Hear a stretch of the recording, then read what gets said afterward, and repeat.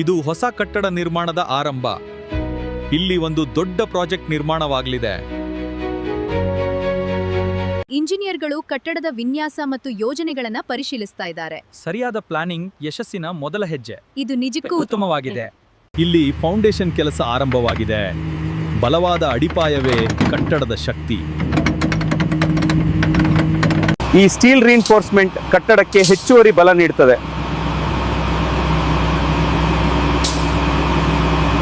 Steel structure ನಿರ್ಮಾಣದಿಂದ ಕಟ್ಟಡದ ಮುಖ್ಯ ಫ್ರೇಮ್ ಸಿದ್ಧವಾಗುತ್ತದೆ.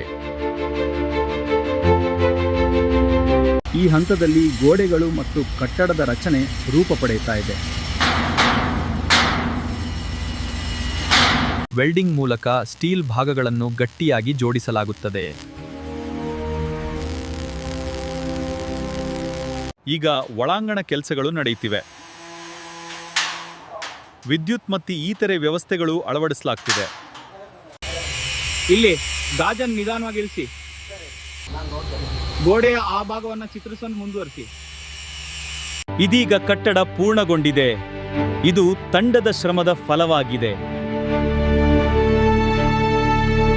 ಯೋಜನೆ, ತಂತ್ರಜ್ಞಾನ ಮತ್ತು ಪರಿಶ್ರಮದಿಂದ ಉತ್ತಮ ನಿರ್ಮಾಣ ಸಾಧ್ಯ.